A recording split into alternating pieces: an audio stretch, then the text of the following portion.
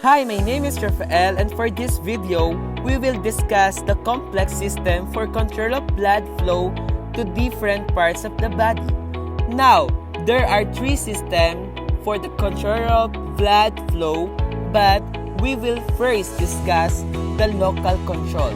So, in local control circulation, the amount of blood that flows to each organ is different. Altering the resistance of the arteries is one way to control the amount of blood that flows to an organ. The amount of blood flow can also be changed in response to the metabolic requirements of its organ. Nevertheless, not all of the arterioles will respond at the same time. And another thing that the arterioles are able to do is control the flow in their immediate vicinity. It is responsible to transport more blood to the area that needs it, as well as redirect blood away from areas that do not require it. One thing that we have to keep in mind is that when it comes to intrinsic control, we have to talk about the initial instances of local control that have been seen. And one of the first examples that we will go over is called autoregulation. It describes a situation in which the amount of blood flowing to an organ stays relatively the same across a wide range of perfusion pressures. The kidney, heart, and brain are examples of organs that are capable of autoregulation. Now, let's take a look at the scenario in which there is an abrupt drop in the pressure that is being delivered to the heart. That is not a good thing. We require either a basal diet or a compensatory mechanism. And since that is what is happening, we will have compensatory base violations of the arterioles, which will maintain a constant flow. Now that we've covered passive hyperemia, let's talk about active hyperemia. The amount of metabolic activity that is carried out by an organ is directly proportional to the amount of blood that flows to that organ. Let's look at an example to better understand how this works. If the amount of metabolic activity and skeletal muscle increases as a result of running or some other kind of activity of exercise, then the amount of blood flow that goes to the muscle will increase proportionally to meet that demand of the increased metabolic activity. Makes sense, huh? When we exercise, the amount of blood that circulates through our bodies need to increase so that it can either remove the lactate that is being produced in our muscles or supply the muscles with oxygen, depending on whether or not we are engaging in an aerobic or anaerobic activity. The most recent illustration of the local control as it pertains to in the medical field, the term reactive hyperemia refers to an increase in blood flow to an organ that takes place after a period of the time during which the flow was blocked. Therefore, if we include the flow, we will enter something known as a reactive state and will be required to react to the hyperemia. The occlusion causes an increase in blood flow that is higher than the levels that existed prior to the occlusion. This increase is magnified when the occlusion lasts for a longer period of time. Hi, my name is Rafael, and for this video, we will discuss the humoral control. What is humoral circulation control? The term hormonal control of the circulation refers to the regulation of the circulatory system by substances that are either secreted into or absorbed by the body fluids. These substances include hormones as well as factors that are produced locally in the body. Certain glands in the body are responsible for the production of certain compounds which are then sent via the circulatory system to every part of the organism. Others are created in local tissue locations and only have impacts on the local circulation since they are only produced there. Vasoconstrictor agents: norepinephrine and epinephrine. Epinephrine is not as potent as norepinephrine when it comes to constricting blood vessels, and in some tissues, it can even cause a slight expansion of blood vessels. Norepinephrine, on the other hand, is a particularly potent vasoconstrictor hormone. This results in a dual system of control as the hormones are able to reach all parts of the body and produce effects on the circulation that are almost identical to those produced by direct sympathetic stimulation. Vasoconstrictor agents: angiotensin 1. Another effective vasoconstrictor substance is known as angiotensin 2. The action of angiotensin 2 is to significantly reduce blood flow through the smaller arteries or arterioles. It is normal for it to have an effect on a large number of arterioles in the body at the same time, which results in an increase in the total peripheral resistance, a reduction in the amount of sodium and water that is excreted by the kidneys, and an increase in the arterial pressure. Vasoconstrictor agents: vasopressin, commonly referred to as antidiuretic hormone, one of the most powerful substances capable of constricting the blood vessels in the body. The hormone is produced by neurons in the hypothalamus and then travels by axons to the posterior pituitary gland before being discharged into the blood. Vasopressin's primary role is to facilitate an increase in the rate at which water is reabsorbed into the bloodstream from the renal tubules. As a result, it contributes to the regulation of the total amount of bodily fluid. Vasoconstrictor agents: bradykinin. The production of kinins in the blood and tissue fluids of certain organs results in a potent vasodilation response. Bradykinin is responsible for a significant increase in capillary permeability as well as arterial dilation. Kinins appear to play unique roles in the regulation of blood flow as well as the capillary leakage of fluids in tissues that are inflamed. It is believed that the bradykinin plays a normal role in helping to regulate blood flow in salivary and gastrointestinal glands, as well as in the skin.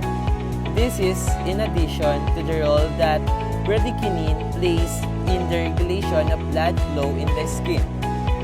Histamine: the vast majority of the histamine comes from mast cells which are found in the damaged tissues, as well as basophils, which are found in the blood. Histamine has a potent vasodilator effect on the arterioles, and like bradykinin, it has the ability to significantly increase capillary permeability, which allows fluid and plasma proteins to leak into the tissues. Vascular control by ions and other chemical factors. The general effect of calcium is to stimulate smooth muscle contraction, which is the mechanism by which an increase in calcium ion concentration causes vasoconstriction. Vasodilation is brought on by an increase in the concentration of potassium ions that is still within the physiological range. This effect is a direct consequence of the capacity of potassium ions to inhibit the contraction of smooth muscle. Magnesium ions prevent the contraction of smooth muscle, which results in powerful vasodilation when there is an increase in the concentration of magnesium ions. The arterioles widen when there is an increase in the concentration of hydrogen ions, which results in a decrease in pH. On the other hand, arterial constriction results from a moderate reduction in the concentration of hydrogen ions. Anions that have significant effect on blood vessels are acetate and citrate, both of which cause mild degrees of vasodilation. As the quantity of carbon dioxide rises, blood vessels dilate to a lesser but still noticeable degree in most tissues and to a much greater extent in the brain.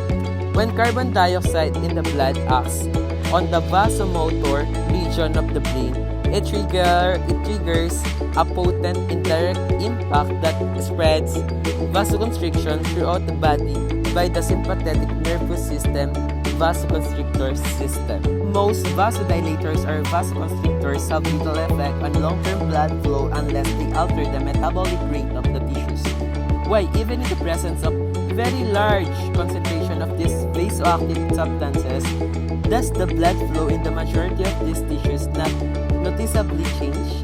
The balance of vasoconstrictor and vasodilator agents is one of the many processes used to control blood flow in most tissues. The human body contains defense systems that allow it to keep blood flow within a narrow range even when exposed to extremely high concentrations of these substances. By way of illustration, if a vasodilator agent like histamine causes blood vessel to dilate and blood pressure to drop, other compensatory processes such as the release of vasoconstrictors like angiotensin II can serve to counterbalance this impact and maintain blood pressure. Furthermore, smooth muscle tone within the blood vessels is an innate property that aids in controlling blood flow. Vessel walls are lined with smooth muscle cells which can either contract or relax in response to external stimuli like changes in blood pressure or the presence of chemicals called vasoactive agents. Vessel resistance and blood flow are both increased when smooth muscle cells in the vessels contract. When they loosen up, the diameter of the blood vessel expands, allowing for less resistance and greater blood flow. Even in the presence of significant quantities of vasoactive substances, blood flow is kept within a narrow range thanks to the inherent features of blood vessels and the compensatory mechanisms that they include. This helps to guarantee that blood flow is no restricted. Hello again. For this video, we will discuss the nervous control. Another example of a complex system that regulates blood flow is the nervous system. With the nervous system, the autonomic nervous system plays an important role in blood flow regulation by modulating the tone of muscles that are found in the walls of blood vessels. The parasympathetic nervous system is responsible for blood vessel dilation in contrast to the sympathetic nervous system, which is responsible for blood vessel constriction. Because they have an effect on muscle tone, hormones like angiotensin II, vasopressin, and noradrenaline all contribute to the regulation of blood flow in some way.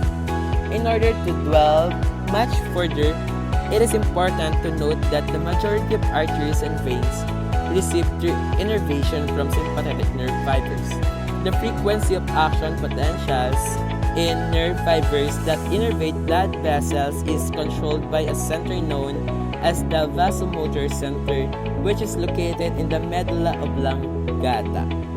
In most blood vessels, an increase in the action potential frequency will cause vasoconstriction, whereas a decrease in the action potential frequency will cause vasodilation. A region of the brain known as the vasomotor center, which is located in the upper medulla oblongata and the lower pons, is responsible for continuously transmitting a low frequency of action potentials to the sympathetic nerve fibers. Because of this, the blood vessels in the periphery are always in a state that can be described as having vasomotor tone, which means that they are continuously in a partially constricted state when there is an increase in vasomotor tone. The blood vessels become even more constricted, which leads to an increase in blood pressure. Where there is less tone in the vasomotor system, the blood vessels relax and allow more blood to flow through them, which results in a lower blood pressure.